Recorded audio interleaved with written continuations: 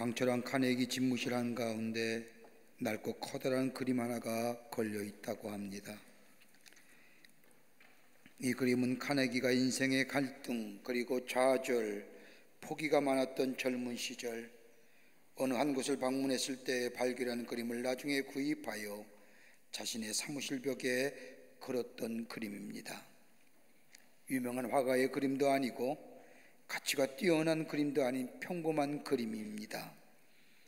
이 그림의 내용은 한 바닷가의 모래사장에 그냥 뒹굴러져 있는 배 한 척, 그리고 배를 짓는 노가 여기저기 흩어져 있는 그림, 볼 때에 쓸쓸하고도 외롭기도 할 뿐 아니라 무엇인가 패배감과 절망감이 배어있는 그림이었다고 합니다.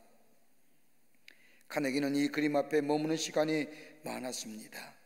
근데 정작 이 그림 밑에는 이러한 제목이 붙여 있었다고 합니다. 반드시 민물때가 돌아온다. 지금은 내 인생에 썰물이지만 민물이 들어오는 그 어느 날 그 배는 바다 위를 떠 노를 저어 내가 가고 싶은 곳에 자유롭게 갈 수 있는 날이 반드시 온다는 믿음과 희망을 가지고 자신의 삶의 절망과 좌절이 올 때마다 카네기는 그 그림 앞에 서 있었다고 합니다. 우리의 삶을 살아가다 보면 때로는 견디기 힘든 어려운 일들을 만납니다. 그럴 때마다 낭망하고 낙심하고 절망하지만 이러한 절망과 낙심을 견딜 수 있게 하는 것이 있다고 하면 다름 아닌 사람들이나 가까운 사람들의 위로가 있으면 견딜 수가 있음을 봅니다. 우리는 인생 가만히 보면 언제나 좋은 일만 있는 것은 아닌 것 같습니다.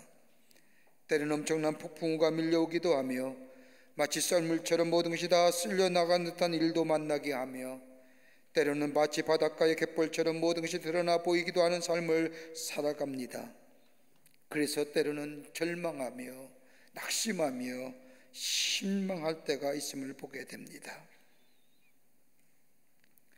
이스라엘 백성을 출애굽하여 하나님의 약속의 땅인 가나안 땅으로 인도했던 모세가 자신의 120년의 세월을 뒤돌아보면서 시편 90편 10절의 말씀을 보면 이렇게 고백합니다. 우리의 연수가 70이요 강건하면 80이라도 그 연수의 자랑은 수고와 슬픔뿐이요 신속히 날아가나이다. 한마디로 모세는 자신의 생을 뒤돌아보며 두 단어로 자신의 인생을 정리하며 말합니다. 수고와 슬픔이었다. 여러분의 인생은 뭐라고 정의할 수 있을까요? 인생을 살아오면서 내 인생을 한 단어로 정리한다면 무슨 단어로 정리할 수 있을까요? 그러나 모세는 하나님의 뜻을 이루면서 결코 헛되지 않은 인생을 살 수 있었던 것은 비록 내 인생이 수고와 슬픔이라고 하는 두 단어로 정리되어 수 있는 내 인생이었지만 그럼에도 불구하고 내 인생이 헛된 인생이 아니었던 것은 그 속에 하나님의 지혜가 있었기에 내 인생은 결코 헛된 인생이 아니었다고 고백하는 것을 들을 수 있습니다. 여러분, 성경의 말씀을 보면 하나님께서 사람을 이루하며 일으켜 세울 뿐만 아니라 새로운 미래를 열어가시는 몇 가지의 귀한 방법들이 있습니다. 그 하나가 뭐냐면 사람의 정체성을 바로 세워주는 겁니다. 내가 누구인가를 바르게 알게 합니다. 여러분, 문제와 어려움이 닥치면 사람들에겐 다가오는 큰 문제는 그 문제의 어려움과 그 문제가 크고 적음이 문제가 아니라 나의 정체성에 관한 문제입니다. 내가 누구인가? 내가 어떤 사람인가? 정체성의 혼돈을 가져옵니다. 그러나 하나님께서 사람들을 위로하실 뿐만 아니라 새로운 미래를 열어가시는 방법을 보면 다름이 아니라 그로 하여금 바른 정체성을 갖게 합니다. 너는 하나님의 사람이야. 너는 내가 붙잡힌 사람이야. 하나님의 사람이라고 말씀할 뿐만 아니라 분명한 정체성을 가지고 위로하시고 그리고 새로운 미래를 열어가시는 것을 보게 됩니다. 또 하나 있다고 한다면 삶의 의미를 부여해 줍니다. 삶의 의미를 부여해 줌으로써 위로하시며 일으켜 세우십니다. 지금 하고 있는 일이나 겪었던 일이 헛된 것이 아님을 말씀하시면서 삶의 의미를 새롭게 부여해 주십니다. 지금 내가 하는 일 헛된 일이 아니야. 여러분, 이것만큼 귀한 것 있습니까? 어떤 사람은 무슨 일 할 때마다 너 지금 헛된 짓 하는 거야. 여러분, 이것만큼 맥 빠진 말이 어디 있습니까? 그런데 우리 주님은 한 번도 그런 얘기 아니었습니다. 네가 하는 일은 결코 헛된 일이 아니야 라고 위로하시며, 때로는 실패를 당하거나 고난을 당하거나 지난날의 시간이 의미가 없다고 생각할 때 그거 결코 무의미한 일이 아니라고 말씀하시며 삶의 의미를 새롭게 부여해 주시며 위로하시고 일으켜 세우시는 것을 보게 됩니다. 또 하나 있습니다. 사명을 부어주십니다. 사명을 일깨워 주십니다. 내가 해야 할 일, 하나님의 신 삶의 목표와 목적이 있음을 깨닫게 하심으로 다시 일어나 일으켜 세우실 뿐만 아니라 힘있게 걸어가게 하심을 보게 됩니다. 미국의 실존주의 카운셀러였던 닥터 롤러 메이라고 하는 사람이 쓴 책 가운데 자아를 잃어버린 현대인이라는 책을 보면 지금의 시대를 사는 현대인을 이렇게 정의합니다. 하나는 공허함의 인생, 또 하나 있다고 한다면 고독감의 인생. 같이 살고 가족이란 울타리에 살지만 여전히 혼자인 것 같은, 많은 사람이 함께 모여 살지만 나 혼자인 것 같은 고독한 인생. 또 하나 정의한다면 불안한 인생이랍니다. 미래가 불투명하기에 불안합니다. 외적인 요소에 우리에게 불안을 가져다 줄 뿐 아니라 내 안에 내면에 있는 불안함, 내 죄의 문제, 내 죄성의 문제, 내 자아를 잃어버린 이 모습, 이것 때문에 내적인 요소와 외적인 요소가 결합하여 우리를 불안한 삶으로 만들어 간다. 여러분, 이런 우리의 삶의 정황 속에 우리를 위로할 것이 어떤 것일까요?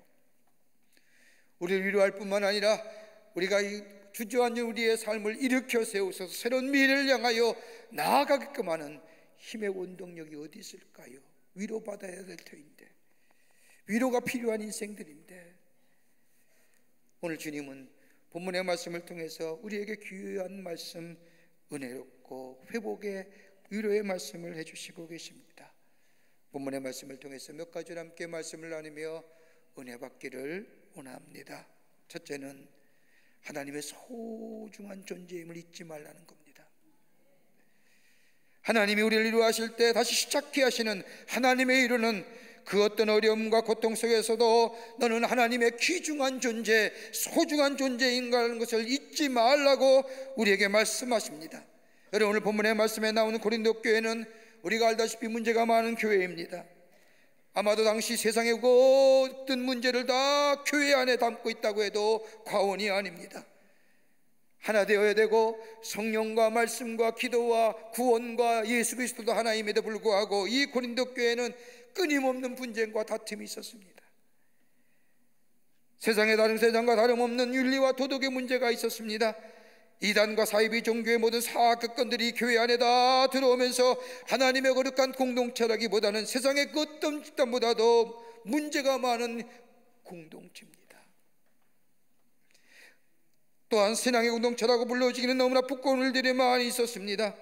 이들이 가지고 있는 이 현상만 본다면 이 세상에서 사라지거나 잊혀질 공동체라고 해도 문제가 없던 교회 공동체가 고린도 교회입니다. 그런데 하나님은 이 고린도 교회 공동체를 포기하지 않습니다.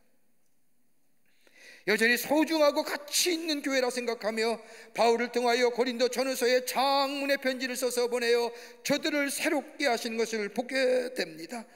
아마도 하나님은 고린도 교회를 향한 말씀이, 하고 싶은 말씀이 많으셨던 것 같습니다.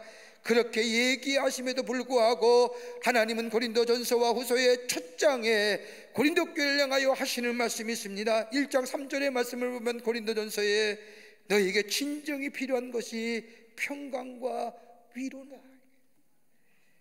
너희가 문제가 많고 탈도 많지만은 내가 너에게 얘기할 것도 많지만은 그보다 더 너에게 필요한 것이 있다고 한다면 너희 안에 평강과 위로가 필요하구나. 고린도후서 1장 2절의 말씀을 봐도 바울을 통하여 하나님은 이 고린도 교회를 향하여 하나님의 평안과 위로가 너희에게 필요하다고 말씀합니다. 하나님이 이렇게 말씀하신 것은 세상의 사람들이 고린도 교회를 향하여 손가락질한다 해도 우리 하나님은 고린도 교회를 향한 고린도 교회를 여전히 하나님의 공동체로 여기실 뿐만 아니라 주님의 몸된 제단으로, 주님의 몸된 몸으로 여기시고 사랑하고 귀하게 여기신다는 겁니다. 그래도 우리는 어떠한지요? 하나님 우리를 향하여 거룩한 성전이라 얘기합니다. 그리스도의 몸된 지체라고 얘기합니다. 하나님의 거룩한 성전이여 몸된 지체 부르는 우리 자신을 들여다볼 때 우리는 정말 하나님의 자녀답게 살고 있는지요?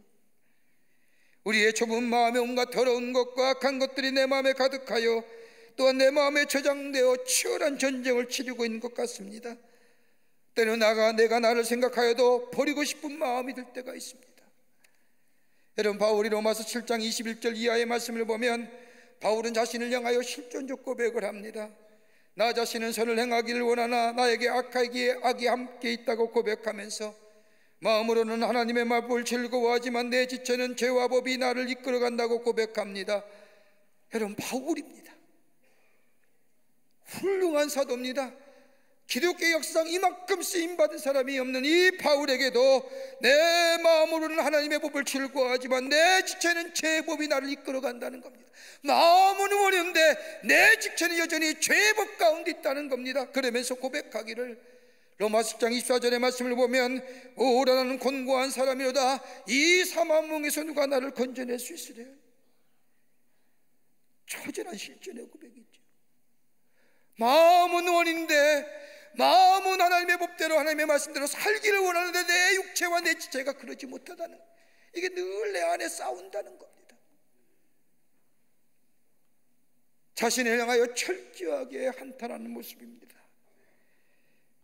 그렇지만 바울은 이러한 고백 속에 가운데 새롭게 소망을 얻는 것은 로마서 8장 1절과 2절의 말씀을 보면 바울이 이렇게 위대한 선언합니다. 그러므로 이제 그리스도 예수 안에 있는 자는 결코 정죄함이 없나니 이는 그리스도 예수 안에 있는 생명과 생명의 법이 죄와 사망의 법에서 나를 해방하였음이라. 그리스도 예수 안에 있는 자, 뭘 얘기할까요? 그리스도의 사랑 안에 있는 자. 그 사랑의 법이, 그 사랑이 나를 생명과 성령의 법으로 인도할 뿐만 아니라 나를 새롭게 할 뿐만 아니라 그 하나님의 사랑이 나를 새로운 미래로 나아가게 한다는 겁니다. 여러분, 성경을 우리 향하여 뭐라고 말씀합니까? 본질상 진노의 자녀라고 말합니다. 나름대로 삶을 살아간다고 하지만 우리가 우리의 모습을 들여다보면 우리가 생각하는 것과 말하는 것과 행동하는 것 가만히 보면 하나님의 진노 받을 수밖에 없는 존재입니다.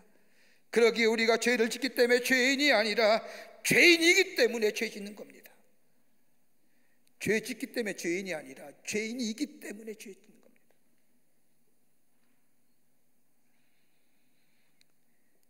그러기에 우리는 이 죄와 물로 임하여 죽었다고 말합니다.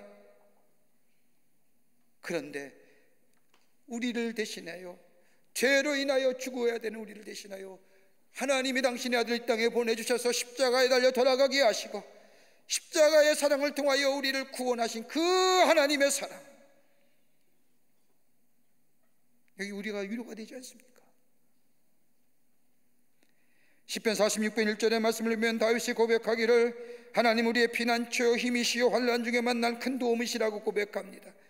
우리 이 말씀을 읽을 때마다 내가 어렵고 삶의 정황이 힘들 때 하나님이 나의 피난처가 되시고 힘이 되시고 도움이 된다는 말씀이라고 생각하지만 이 다윗의 고백은 이게 아닙니다.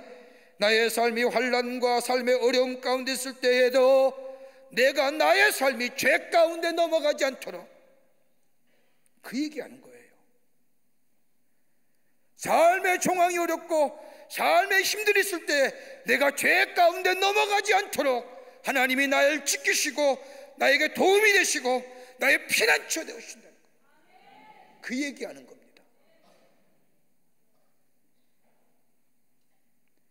환난과 어려움 가운데 있을 때 인간의 본질대로 살아가지 아니하고 하나님께서 나의 도움이 되시고 하나님이 나의 피난처가 되시고 더 나아가 나의 힘이 되어주시는 그 하나님의 사랑이 내게 있음에 감사하다는 고백입니다. 내가 얼마나 소중한 존재인지. 하나님이 내가 하나님과 원수 되었을 때도, 내가 연약하여 넘어질 때도 우리 하나님은 포기하지 않으시고 내 눈길 내 관심을 하나님께 두지 않았을 때에도 하나님의 큰 은혜를 받았음에도 내 뜻과 내 마음대로 살 때에도 우리를 향한 당신의 사랑을 포기하지 않으셨습니다. 포기하지 아니하신 거로 당신의 아들을 이 땅에 보내주셔서 우리의 죄를 위하여 십자가에 달려 돌아가게 하심으로 우리를 얼마나 사랑하시는지 보내주셨던, 마치 구원의 여망을 다 잊어버리고 절망과 좌절의 삶으로 다시 고향으로 낙행한 그 베드로에게 찾아오셔서 그의 사랑을 다시 회복시켜 주시고, 너는 소중한 존재야, 너는 나에게 귀한 존재라고 말씀하시며 그를 위로하시고 새롭게 하시는 것처럼,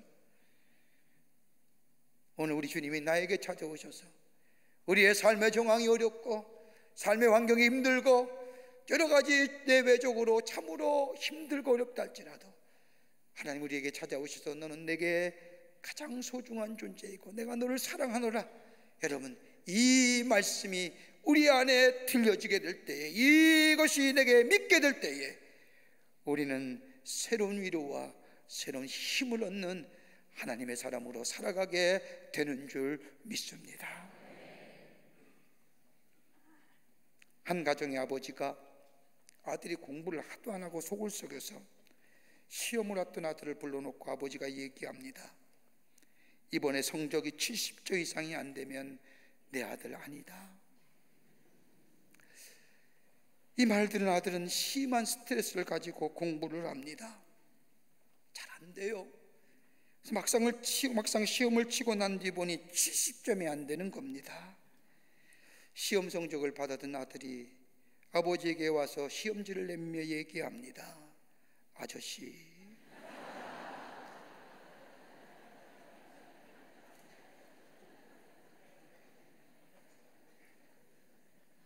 자식을 향한 부모의 마음 때로는 포기하고 싶고 그렇지만 포기하지 못하는 것처럼, 그러나 우리 하나님은 한 번도 포기하고 싶지 않으신, 절대로 포기하지 아니하신 하나님. 그러기에 다윗의 고백처럼 시편 40편 2절의 말씀처럼 나를 기가 막힐 웅덩이와 수렁에서 끌어올리시고 내 발을 반석 위에 두사 내 걸음을 견고케 하셨도다. 수렁과 기가 막힐 웅덩이에 빠질 수밖에 없는 우리의 인생, 그럼에도 불구하고 우리를 사랑하시기에 끌어올리셔서 내 걸음을 견고케 하신 그 하나님의 사랑, 그 사랑이 내 안에 있을 때에 우리의 삶은 뭐예요? 위로가 되는 겁니다. 위로가 됩니다.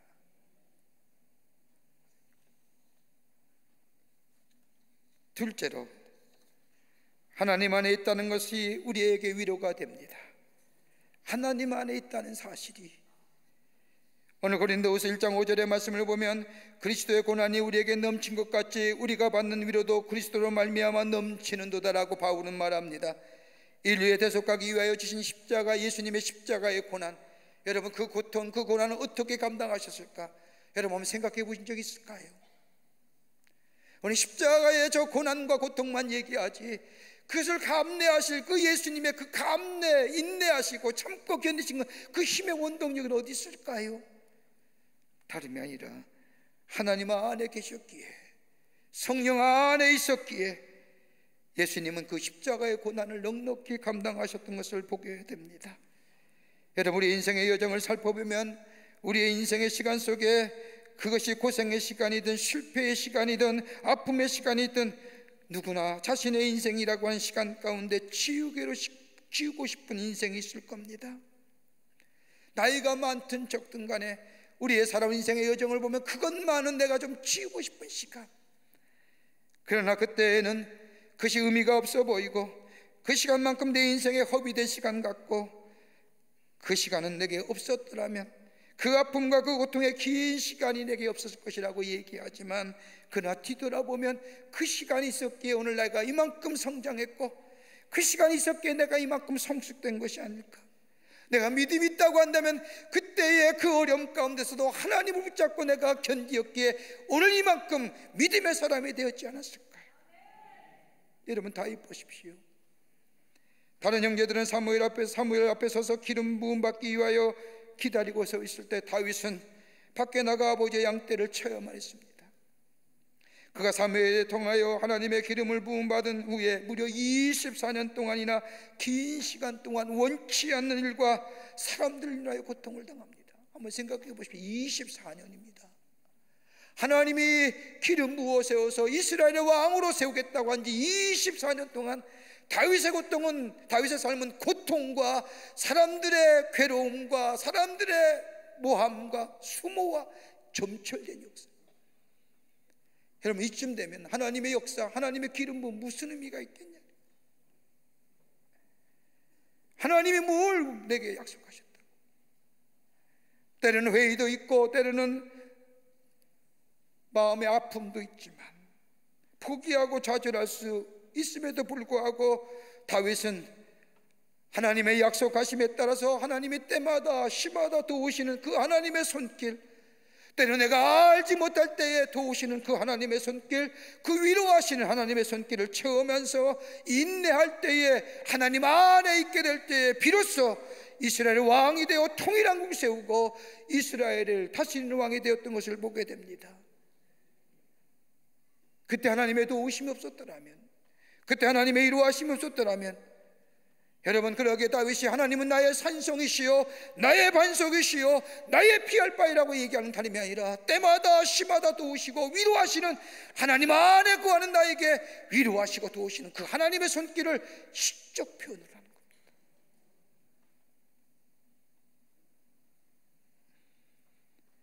그러기에 오늘 바울은 고린도 교회에게 편지하기를 1장 9절 말씀에 우리는 다시 우리 자신이 사형 선고를 받은 줄을 알았으니 이는 우리로 자기를 의지하지 말고 오직 죽은 자를 다시 살리신 하나님만 의지하게 함이리라. 고난과 어려움과 문제를 당할 때, 그때는 시간이 지난 후에 뒤돌아보면 깨달은 것처럼, 비로소 하나님의 뜻과 하나님의 의미를 알았던 것처럼, 이 바울은 고린도 교회를 향하여 자신 의지하지 말고 하나님만 의지하고 하나님 안에 구하라고 얘기합니다. 그게 위로가 된다는 겁니다. 여러분, 어디에 구할 건가요? 우린 조금만 지식이 있으면 지식을 의지하지요. 조그만 소유가 있으면 그 소유를 의지하고, 조그마한 권력이 있으면 그 권력을 의지하려고 하며, 조그만 경험이 있으면 경험을 의지하려고 합니다. 여러분, 우리가 가지고 있는 지식이나 경험이나 물질이나 소유를 가지고 오늘 내 인생을 살아가지만, 그러나 여러분이 기여할 것이 이건 절대적인 게 아닙니다. 여러분, 언젠가 내려와야지요. 내가 가진 경험이 어느 땐가는 보잘것없는 것으로 끝이지요. 내가 가지고 있는 소유 어느 땐가는 보잘것없는 것으로 끝나지요. 왜요? 상대적인 것이기에. 비교하며 많고 조금을 따지기에 내가 다른 사람보다 좀 많을 때 내가 많은 것 같고, 내가 다른 사람이 가진 것보다 많은 지식이 있을 때 지식이 많이 있는 것 같지만, 여러분, 어느 때가 되면 내려놔야 되고 내려와야 되고 놓아야 되는 겁니다. 그게 우리가 위로가 될까요?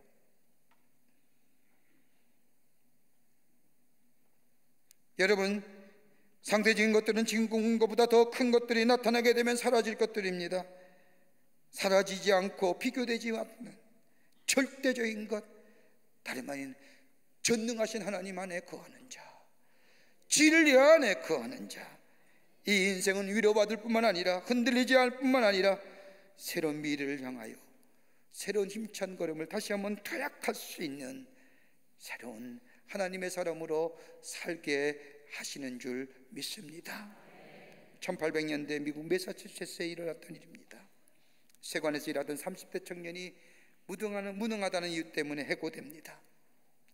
집에 돌아온 이인은 자신이 실직당했던 사실을 아내에게 알리면서 난 인생의 실패자야, 다 끝났어, 이제 포기할 거야 라고 얘기하자 소피아라고 하는 이름 그대로 지혜의 여인이 아내가 남편에게 말합니다.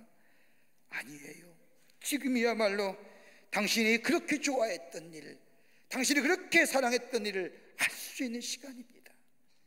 그는 글쓰기를 좋아했습니다.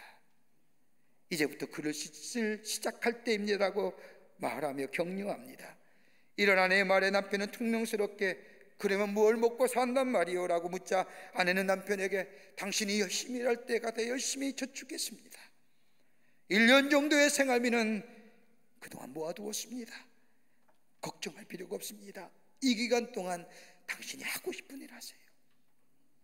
이 말을 듣는 남편이 내가 1년 동안에 사람들이 읽을 수 있는 작품을 낼 수 있을까라고 반문하자 이 소피아라고 하는 아내가 남편에게 들려줍니다. 당신이 하나님을 신뢰하면, 당신이 하나님 안에 있으면 하나님은 당신을 도울 겁니다. 하나님이 함께 하실 겁니다 라고 격려합니다. 그리고 이 두 사람이 무릎을 꿇고 하나님 앞에 기도합니다. 그리고 이 사람이 글을 쓰기 시작하는데, 그대의 두 번 들려준 이야기란 작품을 씁니다. 발표합니다. 많은 사람들이 감동을 얻습니다. 인세가 모아졌습니다. 그리고 나서 이 사람이 10년 동안 직구하면서 글을 썼는데, 그 글이 미국이 나온 가장 위대한 작품인 주홍글씨를 쓴 나다니엘 호소입니다. 하나님이 함께 하십니다. 하나님 안에 있습니다. 하나님이 도우실 겁니다. 이 아내의 말에 그는 위로를 얻고 새로운 미래를 향하여 나아갔던 것을 보게 됩니다. 여러분의 위로가 어떤 것일까요? 우리 다 하나님 안에 있습니다. 하나님이 우리와 함께 하십니다. 이것만큼 우리에게 위로가 되는 말이 어디 있을까요? 여기에 위로가 되고 새 힘을 얻는 새로운 미래를 향해 나아가는 복된 걸음이 될 줄 믿습니다. 끝으로 사명을 붙잡으십시오. 우리를 일으키시고 새롭게 시작하는 하나님의 일은 다름이 아니라 하나님이 우리가 하나님의 사람이라는 것을 일깨워 주실 뿐만 아니라 하나님 안에 거하는 자라고 말하실 뿐만 아니라 더 나아가 우리에게 사명을 주시고 사명을 통하여 새롭게 위로하시고 시작해 하신 것을 봅니다. 오늘 고린도후서 1장 6절과 7절의 말씀을 보면 우리가 환난을 당하는 것도 너희가 위로와 구원을 받게 하라는 것이요 우리가 위로를 받는 것도 너희가 위로를 받게 하라는 것이니 위로가 너희 속에 역사하여 우리가 받는 것 같은 고난을 너희도 견디게 하느니라. 너희를 위한 우리의 소망이 견고함은 너희가 고난에 참여하는 자가 된 것 같이 위로에도 그러할 줄을 알미니라. 사도 바울이 고린도 교회를 향하여 이렇게 말씀하면 자신이 고난과 시련을 당할 때 그 고난과 시련 가운데서도 희망이 없다고 생각할 때에 주님이 내게 오셔서 나에게 하신 말씀, 그 말씀 속에 내가 주님과 함께 연합할 때에 내가 위로받고 내가 새로운 고난과 시련을 이겨냈다는 얘기입니다. 주님의 말씀이 뭘까요? 다름이 아니라 하나님이 내게 새로운 사명 주신 겁니다. 고난과 시련을 이겨내겠던 하나님의 은혜와 사랑이 바울에 있었던 것처럼 여전히 고린도 교회를 향한 하나님의 은혜와 사랑이 있음을 생기시켜 주며 지금 비록 어려움과 문제 가운데일지라도 하나님의 은혜와 사랑이 너희 가운데 있으면 너희는 기뻐하는 교회, 하나님이 기뻐하시는 성도, 하나님의 사명을 맡아 온전하게 감당하는 하나님의 교회 공동체가 될 것이라며 저들을 뭐예요? 사명 안에 있는 삶으로 저들 말하며 위로해 주시는 겁니다. 여러분, 사명이 있으면 이겨냅니다.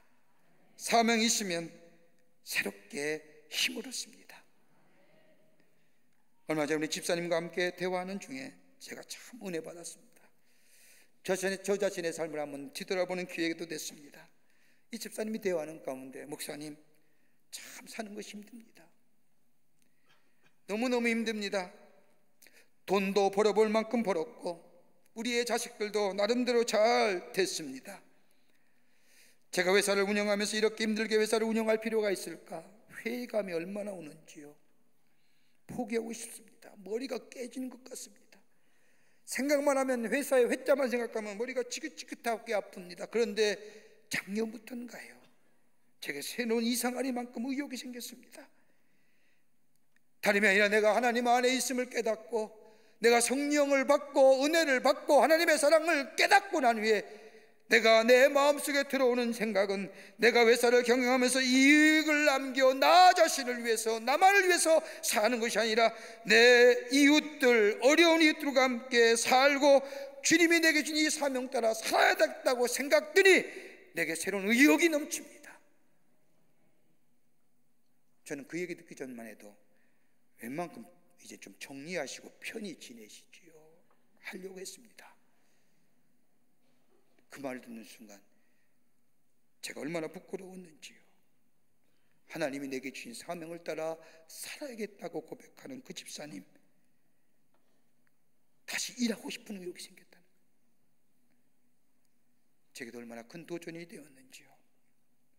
사도행전 28장의 말씀을 보면 바울이 로마로 압송에 당합니다. 유라굴라는 풍랑을 만나서 지칠 대로 지친 죄수의 몸으로 마지막 로마를 향해 가는 이 바울, 다 끊겨졌습니다. 하나님의 사도입니다. 훌륭한 일을 감당했던 겁니다. 그런데 마지막 모습은 비참하고 초라한 모습으로 죄수의 몸으로 저 로마의 광장에 딱 도착했습니다.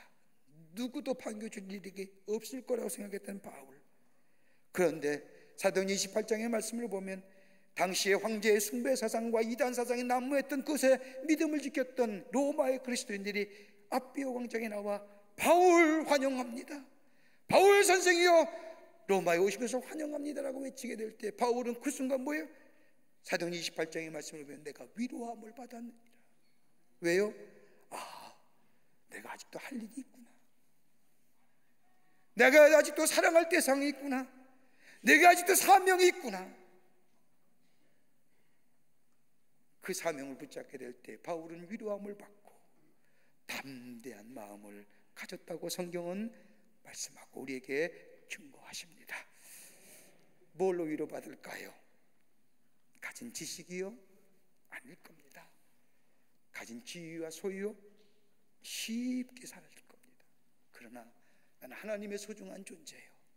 내 삶이 하나님 안에 있음에 때마다 시마다 공급하시는 하나님의 은혜와 사랑이 내 안에 있음을, 그리고 나를 향한 하나님의 사명이 있음을 깨닫게 될 때 지금의 이 삶은 힘든 것이 아니라 내게 나중에는 큰 도전이요 깨달음이요 의미로 다가올 뿐만 아니라 지금은 내게 위로가 되어 새롭게 일어나 새로운 미래를 향하여 나아가는 복된 삶이 될 줄 믿습니다. 이런 믿음으로 승리하시는 여러분과 저와 되시기를 주의 이름으로 축원합니다. 하나님 감사합니다. 저희들 주께서 사랑해 주시고 하나님의 자녀 삼으심에 참 감사합니다. 우리의 삶 참 어렵고 힘들 때, 위로받을 데가 없을 때에, 가슴이 먹먹하고 아파올 때에 기억하게 하여 주시옵소서. 하나님의 사랑받는 존재고 하나님 안에서 소중한 존재이며 내 삶이 하나님 안에 있음을 깨닫게 하여 주시고 내게 아직도 사명이 있음을 기억하게 하여 주시사 이것이 우리의 위로가 되게 하여 주시고 이거 붙잡고 일어나 새로운 미래를 향하여 나아가는 저희들 되게 도와 주시옵소서. 성령이 도우실 줄 믿으며 예수님의 이름으로 기도하옵나이다. 아멘.